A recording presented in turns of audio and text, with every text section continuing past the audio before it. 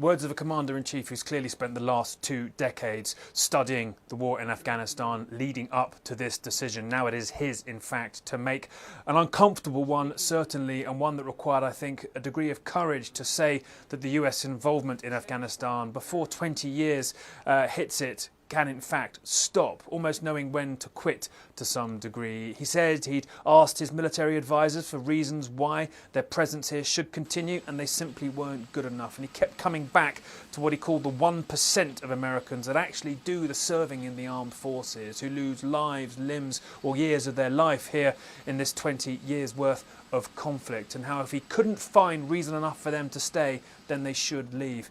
And it will of course be a complicated, possibly dark few months ahead here for Afghans as they wrestle with a resurgent Taliban increasingly in control of territory, particularly around the bubble of the capital here, Kabul, where millions now live after billions have been invested in it by the US presence here over the past 20 years. He suggested, Joe Biden, that US troops would start withdrawing on May the 1st. That may pander to the Taliban imposed deadline. They said, in fact, the morning in which he spoke, that they wanted to see US troops out within 16 days. Entirely unrealistic and part of their long-standing rhetoric that they demand a full withdrawal, but they've still been negotiating whilst demanding that as a precondition. So we may see talks possibly emerge in the months ahead, particularly in Istanbul on Saturday week, where Joe Biden's hoping the Taliban will take part in his bid to form a transitional government.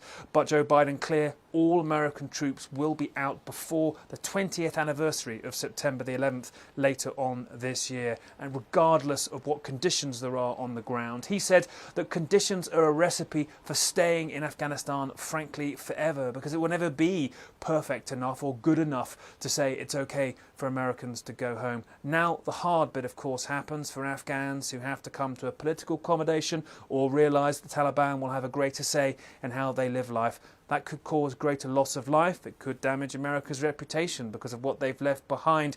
But essentially here a commander-in-chief who knows the difficult, frankly an ugly decision has to be made, that America has tried invading, it's tried losing, it's tried a surge, it's tried a drawdown, it's tried just doing counter-terrorism, and it's tried peace talks. The one thing it hasn't tried is going home.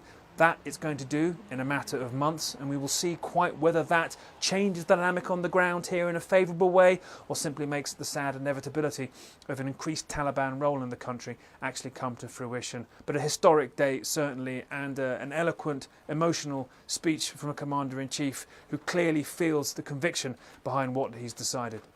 Nick Payton-Walsh, CNN, Kabul, Afghanistan.